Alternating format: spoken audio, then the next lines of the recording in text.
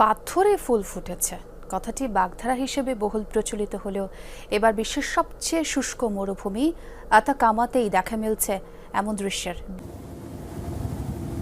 বাতাসে দোল খাওয়া রঙিন ফুলের এই ঢেউ দেখে বোঝার উপায় নেই এই দৃশ্য বিশ্বের সবচেয়ে শুষ্ক মরুভূমি আতাকামার, যেখানে বছরের পর বছর বৃষ্টির দেখা মেলে না বললেই চলে। সেই নিষ্প্রাণ বালিয়াড়ি আর পাথরে ভূমিতেই হঠাৎ রঙের সুনামি।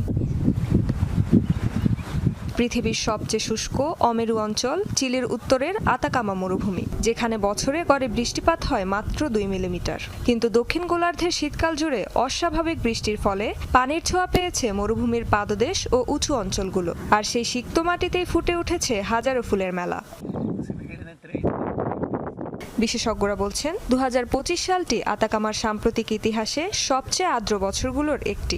কিছু এলাকায় জুলাই ও আগস্টে সর্বোচ্চ 80 মিলিমিটার পর্যন্ত বৃষ্টিপাত রেকর্ড করা হয়েছে।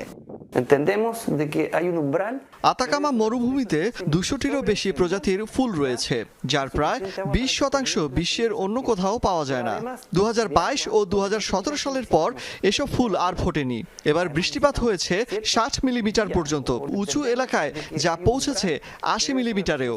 ফলে ওইসব জায়গাতেই এবার সবচেয়ে বেশি সবুজ আর ফুলের সমারোহ দেখা যাবে।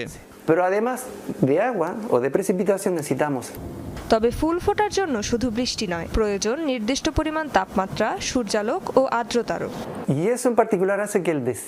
বীজ অঙ্কুরোদ্গমের জন্য অন্তত 15 মিলিমিটারের বেশি বৃষ্টিপাত প্রয়োজন। তবে শুধু পানি বা বৃষ্টিই যথেষ্ট নয়, এর সঙ্গে দরকার উপযুক্ত তাপমাত্রা, নির্দিষ্ট সময়ের সূর্যালোক আর পর্যাপ্ত আর্দ্রতা।